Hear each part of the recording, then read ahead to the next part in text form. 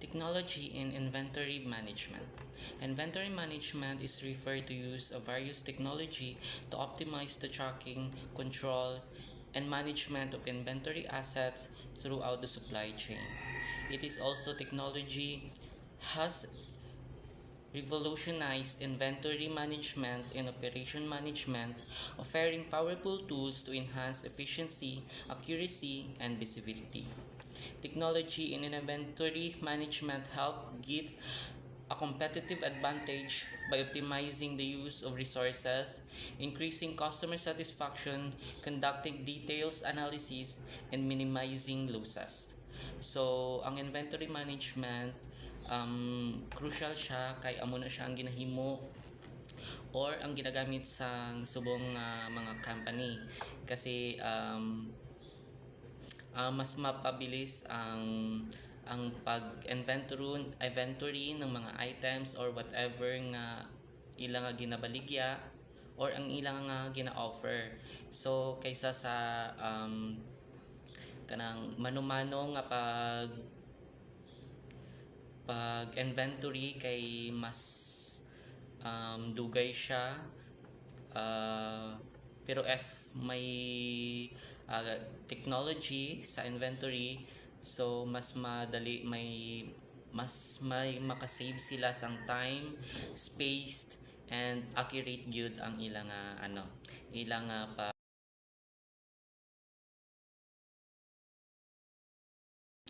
There are six rather key technologies that are making a significant impact in inventory. So first is the Enterprise Resource Planning o ERP system. It centralized data. ERP integrates data from various departments, providing a single source of truth for inventory information. Real-time visibility. ERP offer real-time tracking of inventory levels, location, and movement. Lastly, automated process. Tasks such as ordering, receiving, and shipping can be automated, reducing manual errors and improving efficiency. So, ang ERP computerized system designed to connect all parts of the business organization as well as key portion of its supply chain to a single database for the purpose of information sharing. Number 2 is Warehouse Management System or WMS. It's space optimization. WMS helps maximize warehouse space utilization by optimizing storage location and layouts. Next is picking and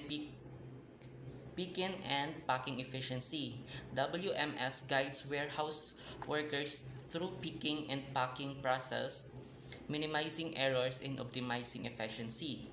Lastly is inventory tracking. WMS provides accurate tracking of inventory in real time, allowing for better stock and control and management. So WMS, it's a kind of information technology and inventory management software with many features for seamless items ordering, storing, and shipping. Number 3 is radio frequency identification or RFID. Data automated capture siya. RFID tags attached to inventory items allows for automatic identification and tracking. Next is real-time inventory visibility. RFID provides real-time data and on inventory location and movement within the warehouse and supply chain. Lastly is improved accuracy. RFID technology significantly reduce manual data entry errors, enhancing inventory accuracy. So kaning radio frequency identification nakasulod ra is ang mga barcode. Kag every items may ara sila sang unique nga RFID tags nang parehas na makita nyo sa mall. Diba every items may ara gid siya sa mga tags. may mga barcodes, ana. Cloud-based inventory management software. So first, scalability and flexibility. Cloud-based solutions are easily scalable to meet changing business needs and can be accessed from anywhere with an internet connection. Cost effectiveness. Cloud-based software eliminates the needs of expensive on-process servers and IT infrastructure. Lastly is integration with other systems. Cloud-based inventory management software can integrate with other business systems like ERP and e-commerce platforms. Number 5 is predictive analysis.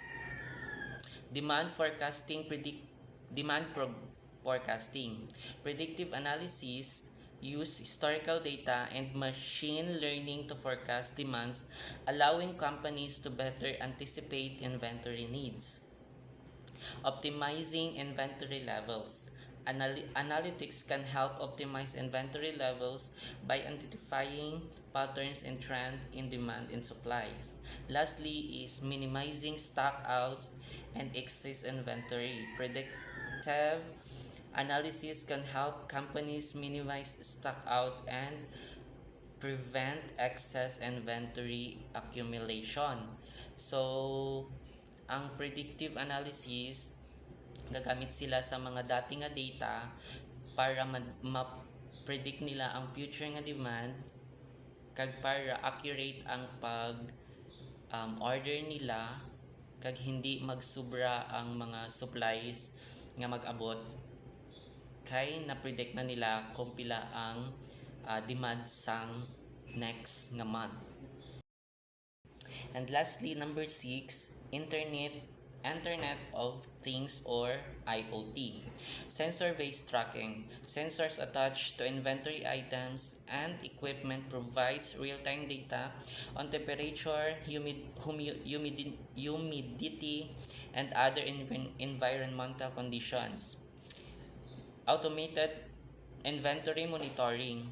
IoT sensors can trigger alerts when inventory levels falls below a certain threshold or when environmental condition requires attention. Lastly is improved supply chain visibility.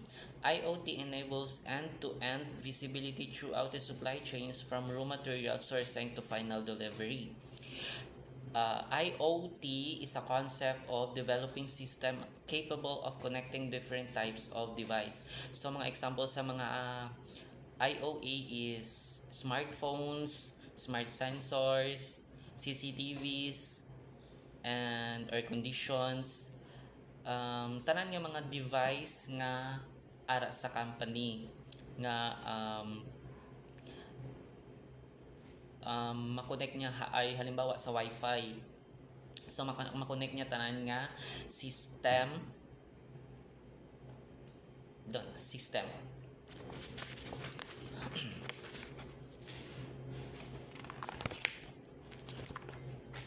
So we have a 5 benefits of technology in inventory management. First is reduce cost. Technology helps streamline process, minimize waste, and optimize inventory levels, lead to cost savings. Secondly is improve accuracy. Automated data captured and tracking reduce manual errors and enhance inventory accuracy. So dere, if manual kasi ang gamitin, hindi siya accurate. May times nga may error gid siya. May gid siya na do mostly errors gid siya if manually ang pag-inventory. So sa technology abi naka-program na yan siya. So halimbawa meron kang 30 items 30 items. So biskan diin siya dalon na items basta na out siya sa system, nang magbuhin siya sa inventory mo sa imo nga ano na siya nga items. So accurate gid siya per me kay biskan diin nga system halimbawa sa iba nga halimbawa may mall ka tapos ang items mo naa sa taas sa halimbawa ihambal ta lang sa second floor pero gi-out siya sa first floor so kay may ara man ta sang ERP system automatic siya out siya so mabuhin gid siya dito sa imo nga tawag na sa imo na inventory so kung halimbawa abi kung sa manual may tendency na hindi siya mapansin nga ma-out hindi siya mapansin nga out so mas more on subong nga days naga-rely na gid ang tao sa technology kay mas accurate siya. Hindi man as in accurate, kung halimbawa sa technology, minimal lang ang errors mo or ma-optimize mo pa ang mga errors mo. So, next is enhanced visibility. Technology provides real-time visibility into inventory levels and movement, enabling better resources. Next is increased efficiency. Technology automates tasks, optimizes process, and allows for better utilization resources. Then, lastly is improved customer satisfaction. By ensuring on-time delivery and reducing stock-outs, technology helps improve customer satisfaction. Para silang mga online selling. Diba, dira mo makita na dira mo makita na may ara gid siya sang tracking schedule tapos pwede mo matrack ang imo nga items yung gi-order so dira pa lang makahatag na siya sang customer satisfaction kay balaan mo kung diin napakadto ang imo nga items pero mostly ay hindi man siya mostly sometimes ang hindi accurate ang sa online selling kasi hindi accurate ang pag-abot sa items mo halimbawa sa Shopee or sa TikTok nang hindi siya kung ano ang nakalagay na date kung kailan mag-abot ang imong items hindi accurate may ara mas aga may ara mas dugay pero nagahatag sila sang advisory or nagahatag sila sang ang ahead of time gahatag sila sang notification na malate man ang imo nga items kung malate siya. And that's all. Thank you.